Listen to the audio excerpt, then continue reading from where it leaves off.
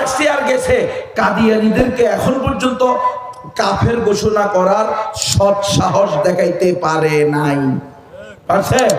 তাহলে এই গণতন্ত্রের আমাদের দরকার নেই। যেই গণতন্ত্র 90% মুসলমানের দিলের তামান্না বুঝে না, সেই গণতন্ত্র দিয়ে ইসলাম প্রতিষ্ঠা হতে পারে না, কোনোদিন সম্ভব না। বলেন কি করতে পারছে এই গণতন্ত্র? আজ পর্যন্ত কোন বাতিল আদর্শ, বাতিল মতবাদ, অশ্লীলতাকে বন্ধ করতে পারছে? পারে নাই। যে সরকারি আসুক, পহেলা বৈশাখ প্রত্যেক বছর পূর্বের যে কোনো বছরের চেয়ে বেশি অশ্লীল থেকে অশ্লীলতর অনুষ্ঠানে পরিণত হয়েছে। যে সরকারি আসুক, ভ্যালেন্টাইন্স ডে প্রত্যেক বছর পূর্বের যে কোনো বছরের চেয়ে অধিক অশ্লীল হয়েছে। যে সরকারি আসুক, যেই দলই আসুক, প্রত্যেক বছর নিয়মিত সুদভিত্তিক অর্থনীতি স্বাভাবিকভাবেই চলছে কি চলে নাই? বরং বাড়ছে, কমে নাই। তাহলে এই গণতন্ত্র দিয়ে ইসলাম আসবে এটা সম্ভব না। এটাও পশ্চিমাদের দেওয়া, ইহুদি খ্রিস্টানদের দেওয়া একটা টোপ, যেটা আমাদেরকে দেখায়া বুঝাইতেছে যে তোমরা ইসলাম প্রতিষ্ঠা করে ফেলতে পারবা এই গণতন্ত্র দিয়া। অথচ কোনোদিন সম্ভব না। লিইয়ুযহিরাহু আলাদ দীনি কুল্লি, বাতিল ধর্মের উপরে একমাত্র হক ধর্ম বিজয়ী হবে। তো বাতিল ধর্মওয়ালারা যে পদ্ধতি, যে রাস্তা, যে সিস্টেম বাতাবে, সেই সিস্টেমে কি একমাত্র হক ধর্ম বিজয়ী হবে? কশিন কালেও সম্ভব না। একমাত্র হক ধর্ম প্রতিষ্ঠা হতে হলে একমাত্র হক ধর্মের পদ্ধতি লাগবে। হক ধর্মের যে পদ্ধতি, সত্য ধর্ম, যেই পদ্ধতি আমাদেরকে বাতাইছে সেটা হলো খেলাফা আলা মিনহাজিন নবুয়া। নবুয়তের আদলে 100% শরিয়া প্রতিষ্ঠা হতে হবে। শরিয়া কি জিনিস, খেলাফা কি জিনিস? আল্লাহর জমিনে আল্লাহর আইন বাস্তবায়ন, ফরজে আইন, ব্যক্তিগত থেকে আন্তর্জাতিক কোর্ট কাছারি থেকে নিয়ে অর্থনীতি সব কিছু চলবে কোরআনের দেওয়া থিওরি অনুযায়ী। কোরআন যে থিওরি দিয়েছে, কোরআন যে নলেজ দিয়েছে, কোরআন যে পদ্ধতি বলেছে সেটা দিয়ে চলতে হবে। পৃথিবীর মধ্যে একমাত্র আফগানিস্তান ছাড়া আমার জানা মতে আর কোন দেশে এখন পর্যন্ত এই কোরআন সংবিধান নাই, কোরআনী আইন নাই। সুতরাং কোন দেশেই, যেই দেশে কোরআনী আইন নাই, সেখানে গণতন্ত্র দিয়ে যদি ইসলামী কোন দল ক্ষমতায় আসেও তারা কোরআন প্রতিষ্ঠা করতে পারবে না। আসতে হলে নবুয়তি পদ্ধতি লাগবে সব ক্ষেত্রে। এই জন্য দেখেন না, যারাই ক্ষমতায় আসে, কেউ আপনারা দেখবেন জামাত ইসলাম, বিএনপি, এরাও ক্ষমতায় আসছে। এরা কি সুদ বন্ধ করতে পারছে? এরা কি মদের লাইসেন্স বন্ধ করছে? এরা কি পতিতালয়ের লাইসেন্স বন্ধ করছে? করে নাই, করতে পারে নাই। আপনি যদি বলেন যে তারা অনুমোদন দেয় নাই, আচ্ছা অনুমোদন না দেখ, তাদের ক্ষমতা তো ছিল। রাষ্ট্রীয় ক্ষমতায় আসার পরে চাইলে বন্ধ করতে পারতো কি পারতো না? পারতো। আমাদের কওমি মাদ্রাসারও অনেক ওলামায়ে কেরাম কখনো কখনো কেউ এমপি ছিলেন, মন্ত্রী ছিলেন, তাদের সামনে অথবা তারা এমপি থাকা অবস্থায়ও মদের, ঘুষের, সুদের লাইসেন্স দেওয়া হয়েছে, অনুমোদন দেওয়া হয়েছে। তাদের সময়ও সহশিক্ষার নামে অশ্লীলতার ছড়াছড়ি হয়েছে, তারা বাধা দিতে পারে নাই অথবা বন্ধ করতে পারে নাই। কারণ উনারাও গণতান্ত্রিক পদ্ধতিতে আসছে, ইহুদি খ্রিস্টানদের দেওয়া পদ্ধতি। মনে রাখবেন, নাপাক দূর করতে হলে পাক বস্তু লাগে। পাক জিনিস দিয়ে নাপাক জিনিস দূর করা যাবে। যদি নাপাক দিয়ে নাপাক দূর করেন, নাপাকির জায়গায় নাপাকিই থাকবে। আপনার শ্রম, অর্থ, মেধা সব বেকার যাবে। আমরা যারা গণতন্ত্র দিয়ে ইসলাম প্রতিষ্ঠা করতে চাই, তার অবস্থা হলো এরকম, নাপাক দিয়ে নাপাক দিতে চাই, কশিন কালেও সম্ভব না।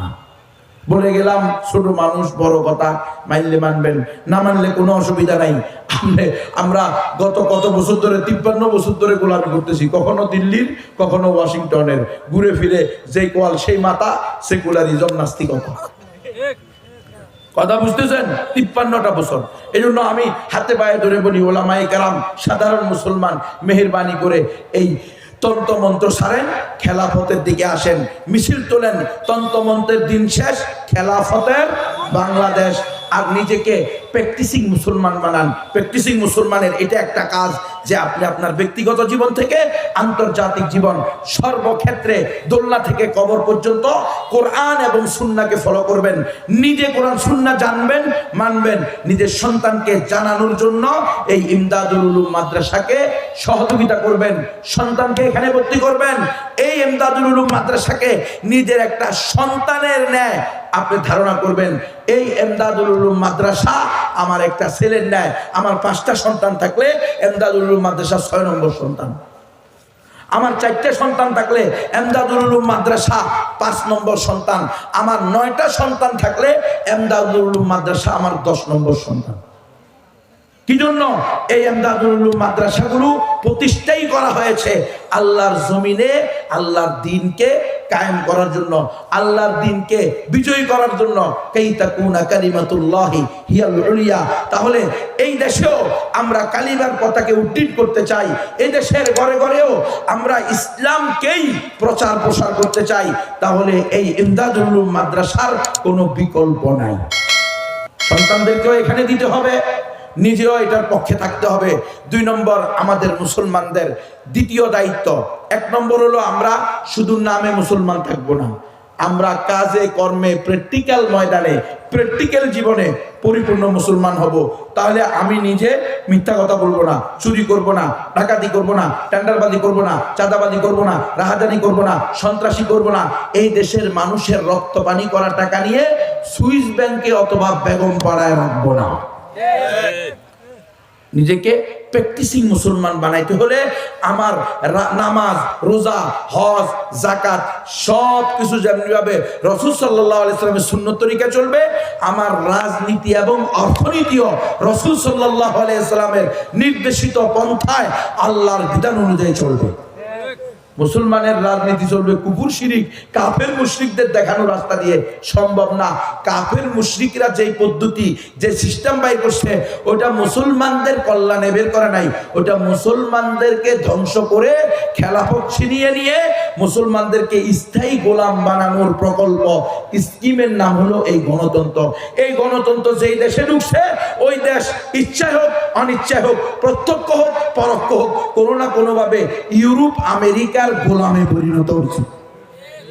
এটা অতীতেও দেখা গেছে, এখনো সেটাই বলবৎ আছে।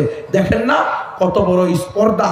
সে বলতে চায় ফিলিস্তিনিদেরকে তাদের দেশ থেকে বের হয়ে যেতে হবে, মিশর এবং জর্দান তাদেরকে জায়গা দিতে হবে।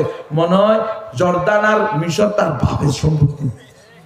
হ্যাঁ, ফিলিস্তিনিরা মনে হয় যেন উড়ে আসা জুড়ে বসছে, ফিলিস্তিনিদের কোনো অস্তিত্ব নাই। আর ডোনাল্ড ট্রাম্পের কাছে আমরা মনে হয় পৃথিবীটাকে আমরা তার কাছে কি দিয়ে দিছি, বিক্রি করে দিছি। বাপটা এমন না, বাপ দাদার সম্পত্তি, যাকে যেখানে ইচ্ছা সেখানে দিবে। এটা কারণ হলো মূল আমরা নিজেরা। আমরা তাদেরকে খোদা বানাইছি, সুপার পাওয়ার বানাইছি। কিসের সুপার পাওয়ার? হামাসের মতো একটা নগণ্য দলের সাথে তাদের কোনো পাত্তা নাই। আফগানিস্তানের মোল্লাদের কাছে তাদের কোনো ভ্যালু নাই। আফগানিস্তানের মোল্লাদেরকে ধমকি দিছে, আমাদের অস্ত্র ফেরত দেন, নাইলে আমরা আপনাদের উপরে কি করব, রেস্ট্রিকশন করব, আপনাদেরকে বিভিন্ন দেশ থেকে কি দিব না, অনুদান। আফগানের মোল্লারা দাঁড়ায় কয় আলহামদুলিল্লাহ, আমরা তো বিদেশি অনুদানের উপরে নির্ভরশীল না। ডোনাল্ড ট্রাম্প আপনি তো বুঝেন নাই, আপনি তো আমাদেরকে অন্যান্য দেশের মতো আপনার গোলাম মনে করছেন, আপনার জারর সন্তান মনে করছেন। আমরা আপনার জারর সন্তান না, আমরা রব্বুল আলামিনের গোলাম। ওয়া মান ইয়াতাওয়াক্কাল আলাল্লাহি ফাহুয়া হাসবুহ। আমরা আল্লাহর উপরে তাওয়াক্কুল করি। আমাদের রিজিকের মালিক কে? আল্লাহ। আমরা বিদেশি অনুদানের উপরে নির্ভরশীল নয়।